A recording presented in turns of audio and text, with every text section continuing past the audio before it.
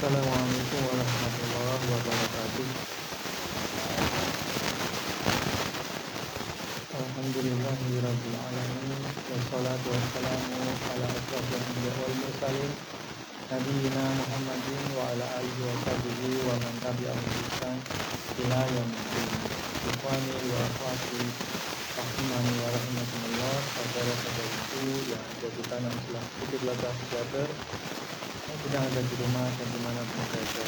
Kita memuji kepada Allah dan bersyukur padanya dengan pertolongannya, dengan rahmatnya kembali kita dipertemukan dalam kajian tadabbur Al-Quran, yang mana di situ kita saling mengingatkan apa yang dahulu dibahas oleh baginda yang mulia Nabi Muhammad SAW bersama para sahabat beliau yang mulia radhiyallahu taala anhum. Demikian juga kepada generasi tabi'in, kemudian generasi tabi'in rahimahumullah, dan terus berlanjut yang demikian itu hingga sampai di masa kita di ujung akhir zaman ini pada era Mubasysyirah Al-Mahdi Sayyid Muhammad Qasim bin Abdul Karim Hafizahullah. Ini adalah karunia dari Allah yang luar biasa. Maka semoga Allah selalu membimbing kita untuk senantiasa mensyukurinya. Dan di antara bentuk syukur tersebut adalah usaha kita untuk senantiasa dawam, continue kajian menjelang subuh, juga ba'da subuh, dan saat ini kita sudah dimulai kajian ba'da asar. Ini khusus tafsir mimpi yang ba'da asar. Kita akan melanjutkan dari yang kemarin sudah dibahas berkenaan kalimat-kalimat di dalam Mubasysyirah Al-Mahdi, yang mana ketika kita sekilas membaca kalimat tersebut, maka kita pasti merasakan bahwa ini benar-benar kalam ilahi, sebagaimana Al-Quran adalah kalam Allah. Dan kali ini kita akan membahas kalimat-kalimat yang Allah sampaikan kepada kita melalui Mubasysyirah. Dan kita akan menggunakan cetakan yang lama, yang sampulnya hitam, dan dulu ada 219 halaman. Terakhir kita sampai pada halaman 170, dan kita akan mengulangnya. Ada kalimat di situ, Qasim adalah bagian dari umat Nabi Muhammad SAW. Kemudian ada juga kalimat, dan ini adalah perkataan Nabi SAW dalam mimpi tersebut, dan aku tidak membedakan siapapun dari umatku. Kata Nabi SAW, dan aku tidak membedakan siapapun dari umatku. Maka di sini tergambar betapa kasih sayangnya Nabi SAW kepada keseluruhan umat beliau. Kita senantiasa mengingat ayat Allah, firman Allah yang mulia, laqad ja'akum rasulun min anfusikum, sungguh telah datang kepada kalian rasul utusan dari kalangan kalian sendiri. Azizun alaihi ma anittum, sifatnya bagaimana? Bahwasanya semua yang membuat kita berat itu menjadikan beliau juga merasa berat. Semua yang menjadikan kita susah itu membuat beliau merasa berat.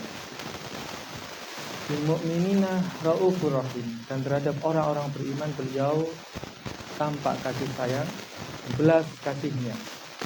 Di antara sifat Nabi Shallallahu Alaihi Wasallam. Dan ini diulangi kembali yang senada dengan hal itu pada Mubasysyirah Al-Mahdi. Kemudian pada halaman 171 ada kalimat, tanpa bantuan dan rahmat Allah kita tidak akan bisa melakukan apa-apa. Tanpa bantuan dan rahmat Allah kita tidak akan bisa melakukan apa-apa. Ini pada mimpi yang menceritakan tentang rencananya orang-orang yang tidak beriman, orang-orang yang tidak beriman untuk berusaha menumpas Pakistan dan kaum muslimin secara umum.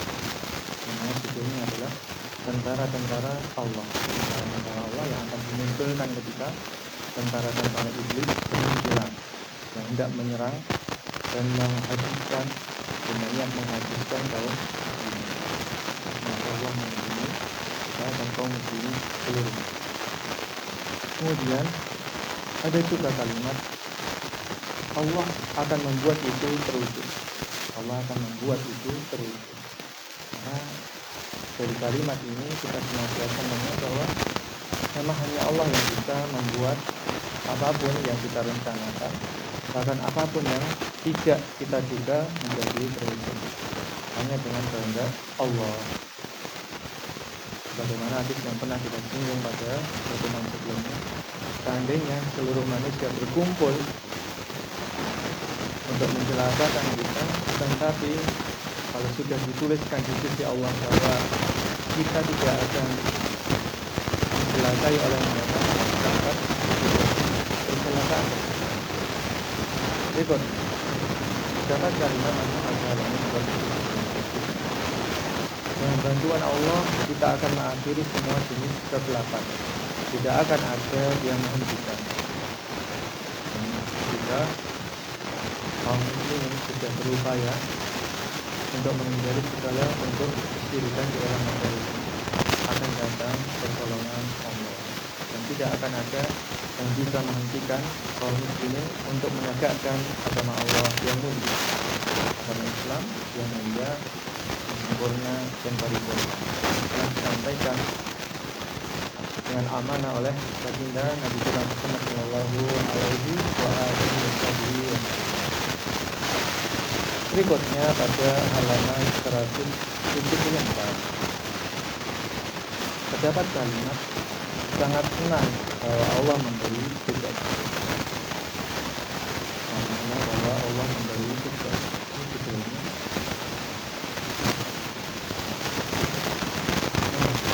Mimpi modern. Jadi dalam mimpi yang berjudul Tips Modern terdapat kalimat dari yang disampaikan Syekh Qasim, aku sangat senang bahwa Allah telah memberi aku tugas. Dari sisinya orang beriman ketika Allah sebagai yang paling dicinta kita ketahui memberikan tugas, maka kita bersemangat dan kita memohon kepada Allah atas semangat tugas. Doa yang dipanjatkan pada kita terjadi kita memohon kepada Allah terhindar dari antaranya terhindar dari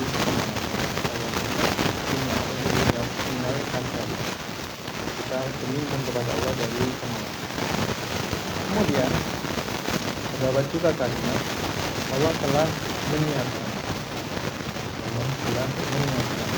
Dalam kalimat ini terdapat gambaran bahwa ketika Allah telah menciptakan hamba-hamba, maka Dia tidak menelantarkan mereka begitu saja. Tidak lantas hanya sekedar diciptakan kemudian dicampakkan, maka tidak. Dan di antara yang menunjukkan hal tersebut adalah diutusnya para utusan kepada masing-masing umatnya. Adapun umat akhir zaman akan diutus kepada mereka, diutus kepada kita Rasulullah Muhammad SAW. Dan alhamdulillahnya lagi terkhusus kepada umat Nabi Sallallahu Alaihi Wasallam di ujung akhir zaman ini telah Allah berikan kabar gembira. Apa itu? Yaitu hadirnya paringan dari Allah yang luar biasa. Setelah Allah menyampaikan kabar gembira tersebut, kemudian Allah memberikan petunjuknya kepada hamba-hambanya yang Dia kehendaki untuk mengasihi kebenaran yang datang dari Allah. Semoga Allah menghafalkan hidayah. Berikutnya terdapat kalimat pada halaman 170. Percaya pada Allah. Percaya pada Allah. Kalimat lengkapnya begini. Ketika mulai terlihat dia jalan pada rute yang dilalui bus tersebut, Qasim mengatakan, tapi aku percaya pada Allah dan terus mengingat telah meyakini akan sifat-sifat Allah yang mulia, belas kasihnya yang sempurna, maka percayakan saja pada Allah. Kita berusaha semaksimal mungkin untuk tidak menghilangkan rasa percaya kita kepada Allah. Sekarang di dalam zikir pagi dan petang, di antara redaksinya adalah permohonan perlindungan supaya tidak menyandarkan usaha kepada diri sendiri. Wala takilni ila nafsi tarfata ainin abada. Dan janganlah engkau, wahai Allah, membuat aku bersandar pada diriku sendiri sekedip mataku. Kepercayaan kepada Allah ini senantiasa mengiringi ketika melakukan usaha secara zahir. Kemudian ada juga kalimat pada halaman 176, tidak akan meninggalkan dalam keadaan apapun, tinggal bersama. Tidak akan meninggalkan dalam keadaan apapun, tinggal bersama. Ini adalah yang diazamkan, yang ditekadkan oleh orang-orang yang memperjuangkan al-haq, kebenaran ini bersama al-mahdi, yang ada di dalam bis tersebut bersama-sama. Sudah bertekad bulat, tidak akan meninggalkan dalam keadaan apapun, tinggal bersama di dalam bis yang sudah disiapkan oleh Allah tadi. Kemudian ketika ada kesalahan, maka diingatkan demikian. Dan di antara yang kita lakukan saat ini juga seperti itu. Ketika terlihat ada topeng di wajahnya juga diingatkan. Ini termasuk di antara konsekuensi ikatan persaudaraan berdasarkan keimanan. Kemudian terdapat kalimat juga, Allah mengawasi kita dari langit. Allah mengawasi bis yang dikendarai oleh Al-Mahdi bersama orang-orang yang memperjuangkan Al-Haq bersamanya, diawasi dari langit oleh Allah Rabbul Alamin. Dan ini menunjukkan bahwa betapa luasnya, betapa sempurnanya kasih sayang Allah ketika Dia menyiapkan sarana-sarana bagi hambanya untuk memperjuangkan agamanya yang mulia. Yang dahulu pada 14 abad silam diperjuangkan oleh baginda yang mulia Nabi Muhammad SAW bersama para sahabat radhiyallahu anhum. Berikutnya masih pada halaman 176 terdapat kalimat, kita tidak akan menyerah, kita perlu bergerak maju. Terdapat kalimat, kita tidak akan menyerah, kita perlu bergerak maju. Ini adalah kondisi orang-orang yang beriman, yang selalu berharap hanya kepada Allah. Meskipun secara zahir hampir tidak mungkin untuk selamat. Misalkan apa?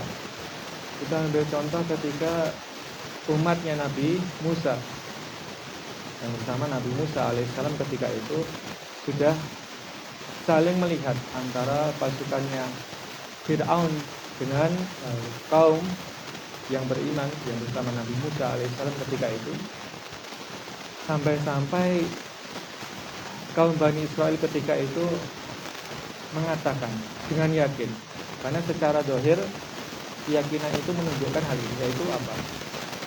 Waduh, kita pasti ketangkap, kita pasti habis. Karena secara zahir di depan laut dan di belakang sudah tampak juga pasukan Fir'aun.